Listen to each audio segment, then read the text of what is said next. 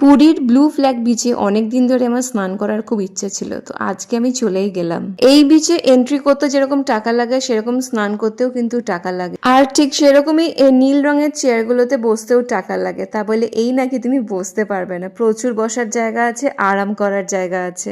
তাছাড়া এই বিচে নেচার আর এনভায়রনমেন্ট নিয়ে ইভেন্ট হয়, ড্রিঙ্কিং ওয়াটার ফেসিলিটিস আছে, ক্লোথ চেঞ্জিং ফেসিলিটিস আছে, চিলড্রেন্স পার্কও আছে যেখানে দামরাগুলো ভিডিও আর সেলফি তুলতে ব্যস্ত ছিল। যাই হোক, এই ব্লু ফ্ল্যাগ বিচে অনেকক্ষণ ঘোরাঘুরি করে ওখান থেকে আমি চলে গেলাম হানি বি অ্যান্ড বেকারিতে ব্রেকফাস্ট করতে।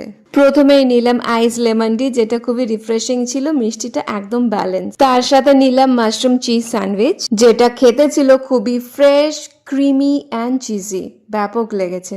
এইখানে খাবারের দাম যেরকম বেশি, খাবারের কোয়ালিটিও কিন্তু সেরকম ভালো। উইকেন্ডসে কিন্তু প্রচুর ভিড় হয়, যদি ইচ্ছে হয় তাহলে একবার ট্রাই করে দেখতে পারো। দেখা হচ্ছে খুব শিগগিরই। Till then, tata.